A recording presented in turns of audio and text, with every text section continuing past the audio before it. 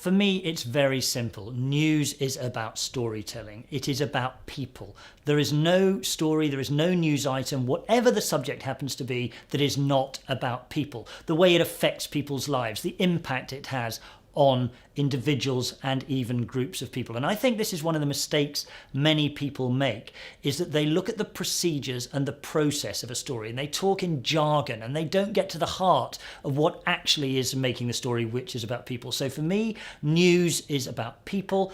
The process and the procedures and the jargon actually detracts from the emotion, and actually, news is showbiz. News is about people. Do we journalists like PR people is a very interesting question, and I've got to be terribly careful because I've got many, many friends in PR. Look, we're two sides of a coin. There's a kind of love-hate relationship between PR people and us journalists, and indeed many journalists do go over to the dark side, as we like to say, into PR. Now, PR has a vital role to play because we need stories. Without a story, we've got nothing to broadcast and nothing to print.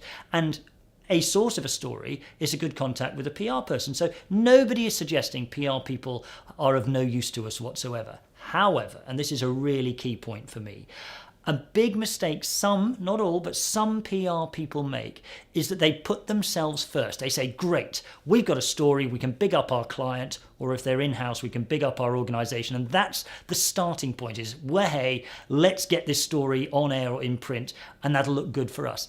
They make the cardinal error, I think, of not saying to themselves first, what will this mean to an audience? Will this resonate with an audience? Because if it doesn't resonate with my audience as a journalist, I'm not going to touch it with a barge pole. So, of course, PR people need to get publicity. That's their job, for goodness sake.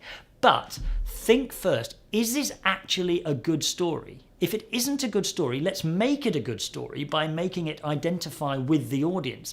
That way, you'll more likely persuade a journalist to cover it. And then, as a gift, the publicity will come to you. The timing of a story is absolutely vital. There are two key things. A story has to be topical and it has to be relevant. Now, topical can mean it's either just happened, it is happening now, or it has just happened, or it's the anniversary of something happening. Now, those make it topical and therefore they make it relevant, and therefore the audience is more likely to resonate with them. So getting a story's timing right is great. You're not going to talk about Christmas in the middle of July. It doesn't mean anything to anybody. So the timing of a story is absolutely vital, and that way, again, you're more likely to get coverage. Different countries have different cultures, and of course journalism has to work within that. Now, it is easier in some countries to tell the whole story, if you like, than in other countries. Local journalists to that country will obviously respect their own national laws and their own cultures. But I think what's equally important is that when a foreign journalist, and I've done a huge amount of reporting overseas, a foreign journalist visiting a country has to be cognizant of those laws, obviously, but also those cultures so that you don't end up upsetting people. That respect leads to integrity. And if there's one thing a good journalist wants, it's integrity. So yes, different cultures means an awful lot. And you can really put a foot wrong and get into trouble if you don't respect those cultures. How will news change over the next few years? Well, evidently, news itself, I don't think will change. The way news is reported and disseminated, of course, has evolved over decades. So we have 24-hour news channels such as Al Jazeera, BBC World, for example. We obviously have the ability to have the news on your phone, on your iPad, wherever you are. So that's changed. The way news is given out to people has changed. There are two other things, though, I think. One is social media and one is citizen journalists. Social media has revolutionized the way we journalists can access information. Twitter, for example, you can look at as a research tool to say, okay, who's tweeting what are people's opinions. Citizen journalism means that we as broadcasters and as newspaper journalists have got cameras in every corner of the globe. You just have to think of the Arab Spring, the Nepalese earthquake.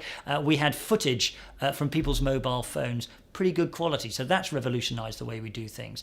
For what it's worth, though, I still think that for decades to come, people will still sit at cafes having a cup of coffee, flicking through a newspaper to find out what's going on.